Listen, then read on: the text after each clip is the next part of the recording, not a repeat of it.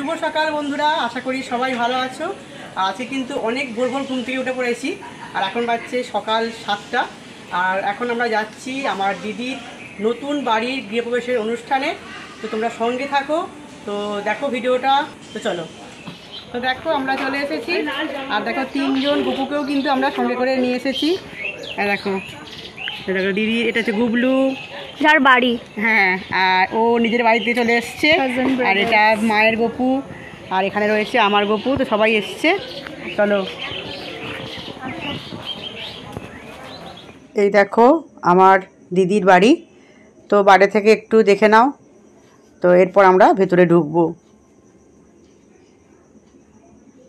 এই দেখো, এটা হচ্ছে দিদির গিফট, আর এটা হচ্ছে বেড কভার। আর এর মধ্যে দুটো মাথা বালিশের কভার আছে আর একটা পায়ে বালিশের কভার আছে। তো দেখো গিফটটা কেমন হয়েছে।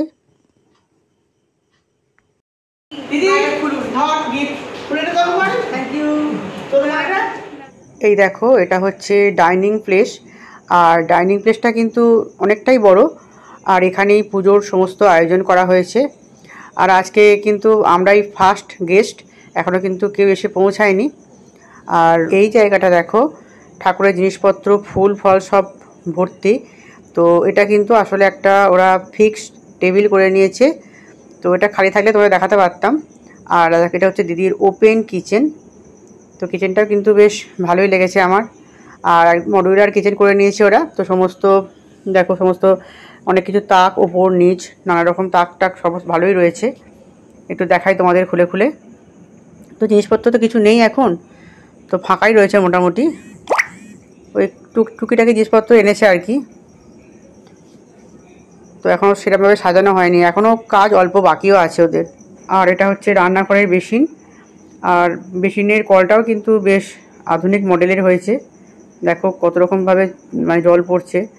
তো আমি সবগুলো দেখতে পারিনি খুলে খুলে অত, তো দু একটা খুলে খুলে দেখছিলাম একটু। আর দিদিরা আলাদা করে কোনো ঠাকুর ঘর বানায়নি। তো ডাইনিং প্লেসেরই একপাশে এরকম একটা বানিয়ে নিয়েছে গোপুর থাকার জন্য আর গোপুর জিনিসপত্র রাখার জন্যে, আলমারি টাইপের আর কি। তো এখানে এখন 3জন গোপুকে বসিয়ে দেওয়া হয়েছে।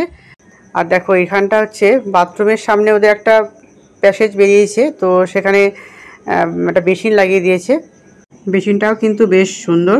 আর দেখো বাথরুমের সামনের প্যাসেজটা খুব সুন্দরভাবে কাজে লাগিয়েছে। তো এখানে দেখো আলমারির মতন একটা বানিয়ে নিয়েছে। তো এখানে অনেক জিনিসপত্র স্টোর করতে পারবে। এই আইডিয়াটা কিন্তু আমার বেশ ভালো লেগেছে। আর সিঁড়ির তলাটা দেখো, সিঁড়ির তলাটা কিন্তু কাভার্ড করে নিয়েছে। তো ভেতরে ঢুকতে পারলাম না আমি। আর দেখো এই নিচেকার ঘর এটা। আর এখানেও সব পুজোর জিনিসপত্র রয়েছে। আর দেখো এদিকে একটা টিভি ক্যাবিনেট বানিয়ে নিয়েছে। আর দেখো আমার 2 মাইমাও চলে এসেছে। এটা হচ্ছে আমার মেজো মাইমা, আর এটা হচ্ছে আমার ছোটো মাইমা। আর আমার জামাইবাবু দেখো ধুতি পরে রেডি হয়ে উপর থেকে নামছে। আর আমাদের পুরোহিত মশাইও চলে এসেছে। তো এরপরে কিন্তু পুজো শুরু হয়ে যাবে। আর পুরোহিত মশাই এখন জামাইবাবুকে রেডি করে দিচ্ছে। তো গৃহপ্রবেশের কী কী রিচুয়ালস আছে, তো সেগুলো আমি সব কিছু ভালো করে জানি না। তবে দিদিদের আজকে কিন্তু অনেক কিছু পুজো হবে। নারায়ণ পুজো তো হবেই, আর তার সঙ্গে হোম, যজ্ঞ, বাস্তু পুজো, তো অনেক কিছু হবে।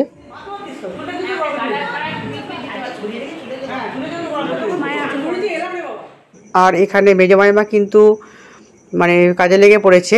তো পুজোর ফলমূল কাটছে, এখন পুজোর জোগাড় করছে। দিদির বাড়ির একদম কাছেই রয়েছে জগদীশ্বরের মন্দির। আর এখন আমরা সবাই মিলে যাচ্ছি ওই মন্দিরেই পুজো দিতে। এই হচ্ছে জগদীশ্বরের মন্দির, আর এই হচ্ছে নন্দী। তো আমরা এখানে একটু ফটোশ্যুট করে নিচ্ছিলাম। আর যে কোনো শুভ অনুষ্ঠানের আগে জামাইবাবুরা কিন্তু এই মন্দিরে পুজো দেয়। তো সেই কারণে কিন্তু আজকেও পুজো দিতে এসছে এখানে। আর পুরোহিত মশাই কিন্তু অলরেডি পুজোয় বসে পড়েছে। তো অন্যান্য লোকেরা সব এসছে পুজো দিতে। এই দেখো বাবা জগদীশ্বর, তোমরা দর্শন করে নাও সবাই। তো আমরা এখানে পুজো দিয়ে এবার বাড়ি চলে গেলাম। পুজো দিয়ে আসার পর পুরোহিত মশাই এখন দিদিদেরকে সংকল্প করতে বসিয়েছে। আর দিদি, জামাইবাবু আর 2 বোনঝি, 4 জনাকেই কিন্তু লাগবে এই সংকল্প করার জন্যে।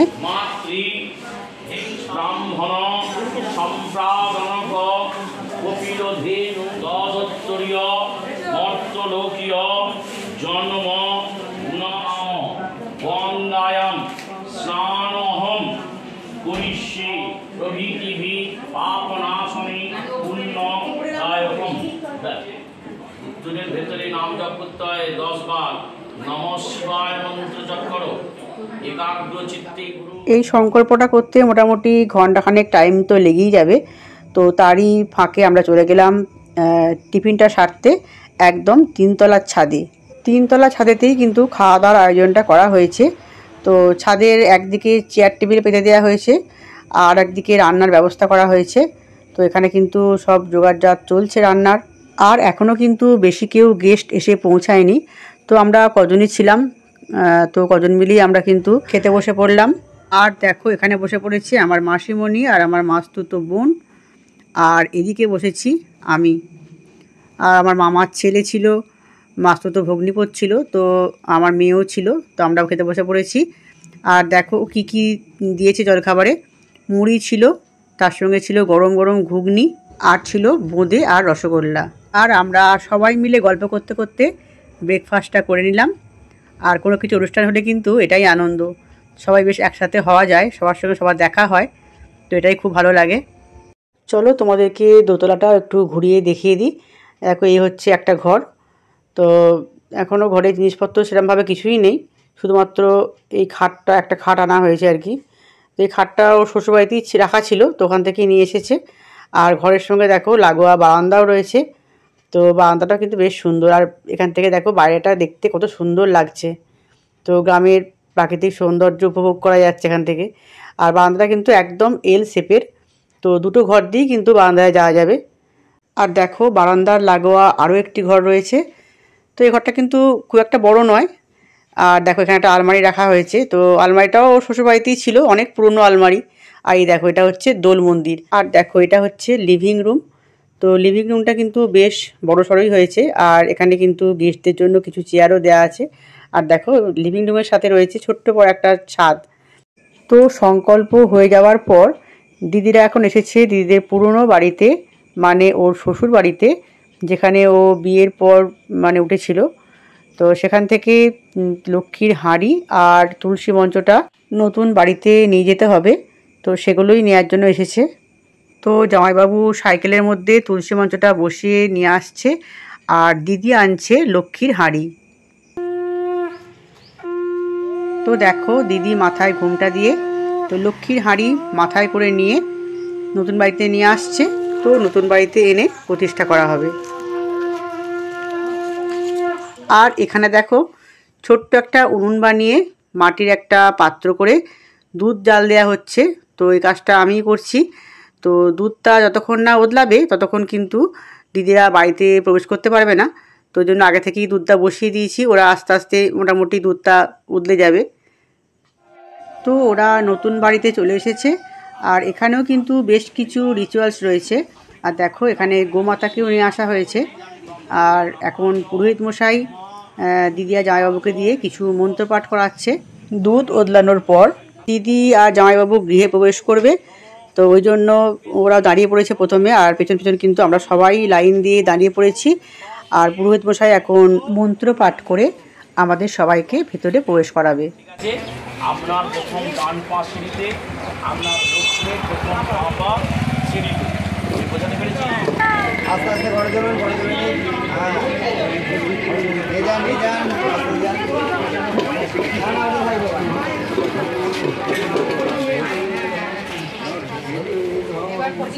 একটু উলু টুলু দিয়ে ঘরে ঢুকছে।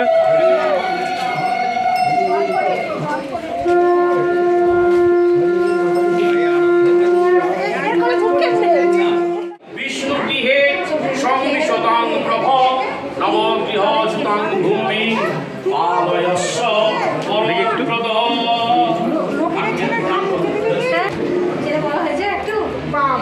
নমো ব্রহ্মণ্য দেবায় ও ব্রাহ্মণ হিতায় চ জগদ্ধিতায় কৃষ্ণায় গোবিন্দায় নমো নমঃ। নমো বিশ্বরূপস্য আর্যাসি পদ্মে পদ্মালয়ে শুভে সর্ব। আর এরপরে দেখো গোমাতাকেও পুজো করে নেওয়া হয়েছে। আর এখন দিদি আর জামাইবাবু গোমাতাকে খাইয়ে গোমাতার পা ধুইয়ে গোমাতাকে প্রণাম করে নেবে।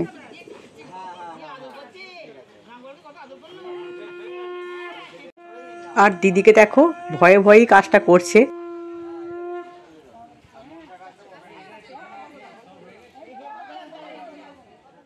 আর এদিকে দেখো আমার দিদা চলে এসেছে, আর দিদাকে এখন ধরে ধরে ভেতরে আনা হচ্ছে।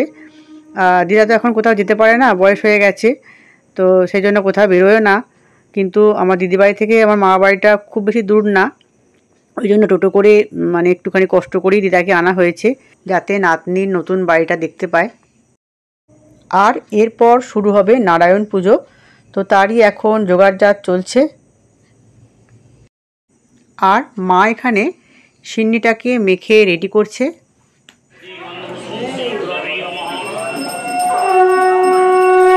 তো একদিকে তো সত্যনারায়ণ পুজো চলছে, আর এদিকে দেখো এরপরে আবার হোম হবে, তো তারও জোগাড় চলছে।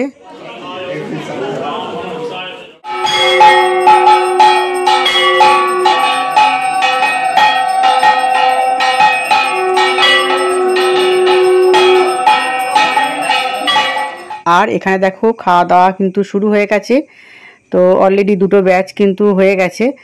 আর একটু চলে এলাম ছাদে একটু তদারকি করতে।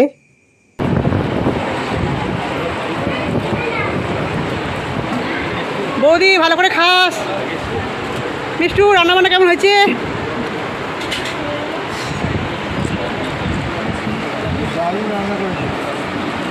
কি রান্না ভালো হয়েছে? না না, আমি তো অ্যাডভার্টাইজ করে দিচ্ছি। এই যে ম্যাডাম হ্যাঁ কাটলেটটা খেলেন, কিরকম লাগলো? ভালো, অথেন্টিক ছিল, আমার তো খুব ভালো লেগেছে। আমি কখনো খাইনি। নতুনত্ব কি পেলেন? কোনটাতে? কখনো তো বিটরুটই পাই ওই ভেজিটেবল চাপের মধ্যে, এটার মধ্যে অনেক ধরনের ভেজিস ছিল, পনিরও ছিল মেবি। তাহলে কি অন্যদের একটু করে খাওয়াবেন কি? আচ্ছা, এরপর যখন যাবো করে পনিরটা এনে দেবেন, আমি করে দেবো। মাসিমণি রান্না বান্না কেমন হয়েছে বলো? কোনটা সব থেকে ভালো লাগলো খেতে? বলা মুশকিল। সত্যনারায়ণ পুজো তো শেষ, আর এখন দেখো পুরোহিত মশাই পায়েস রান্না করছে। সত্যি কথা বলতে গৃহপ্রবেশের এই সমস্ত রিচুয়ালসগুলো কিন্তু আমি আগে কোনো দিন দেখিনি, তো আমিও কিন্তু ফার্স্ট টাইমই দেখছি। তো দেখো আমিও চলে এসেছি খেতে, আর মোটামুটি বলতে পারো এটাই লাস্ট ব্যাচ। তবে দিদি, জামাইবাবু, মা আর আমার মেজমাইমা কিন্তু খেতে এখনও বাকি আছে, তো ওরা পুজো কমপ্লিট না হওয়া পর্যন্ত খাবে না, তো আমরা খেতে বসে পড়লাম। তো এই দেখো আমার সামনে বসেছে আমার শেষ দিদা আর আমার ছোটো মাইমা, আর আমার পাশে রয়েছে এই যে আমার ছোটো মামা। তো পাতা পড়ে গেছে, জলও দিয়ে দিয়েছে, আর স্যালাডও পড়ে গেছে। তো এরপর দিয়ে দিয়েছে একটা করে ভেজ কাটলেট, আর তার সঙ্গে তো কাসুন্দিও দিয়েছে। তো ভেজ কাটলেটটা খেতে কিন্তু বেশ গরম গরম ভালোই লাগলো। আর তারপর দেখো দিয়ে দিয়েছে মোটা মোটা নান, তার সঙ্গে ছিল পনির মালাইকারি। আর দেখো জামাইবাবু চলে এসেছে তদারকি করতে। দেখো এরপর পাতে দিয়ে দিয়েছে কাশ্মীরি আলুর দম। তো কাশ্মীরি আলুর দমটা কিন্তু আমার বেশি সব থেকে ভালো লেগেছে খেতে। আর তার সঙ্গে ছিল দেখো বাসন্তী পোলাও, বাসন্তী পোলাওটাও কিন্তু আমার বেশ ভালো লেগেছে খেতে। আর তারপরে দিয়ে দিচ্ছে ছানার কালিয়া। আর এখন দিদি ছাদে চলে এসছে দেখতে, তো ওই জন্য দিদিকে বললাম একটু ভিডিওটা করে দিতে। খাচ্ছ মানু? বল রান্না কেমন হয়েছে, কেমন খাচ্ছিস বল। এবার ভালো হয়েছে তো? বলছি বাড়িতে একটা একটা করে হ্যাঁ সরঞ্জাম কেনা হবে, হ্যাঁ লোক ডেকে আবার খাওয়াতে হবে। তাই? একটা আলমারি কিনলে আবার ডাকলি সবাইকে।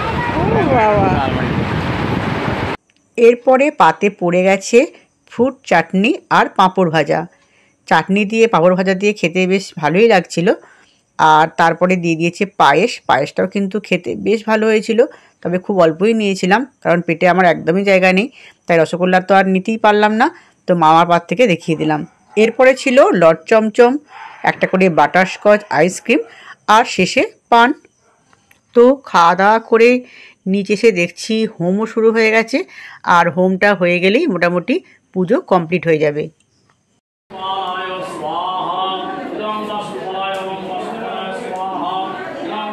পুজো শেষ হতে হতে তো বিকেল হয়ে গেল, তো একে একে সবাই বাড়ি ফিরে যাচ্ছে, আমাদেরও বাড়ি ফিরতে হবে। আর দেখো আমার মাস্তুতো বোন দিদির জন্য সুন্দর একটা শাড়ি নিয়ে এসছে, তো সেটাই এখন দেখছিলাম। তো এরপরে আমি আমার গপু আর আমার মায়ের গপুকে সঙ্গে নিয়ে নিলাম, কারণ এবার আমরা বাড়ি চলে যাব। আর দিদির গপু তো এখানেই থাকবে, কারণ এখন 3 দিন দিদিদেরকে এখানে থাকতে হবে, 3 রাত থাকতে হয় এখানে। তো চলো আজকের ভিডিওটা এখানেই শেষ করলাম।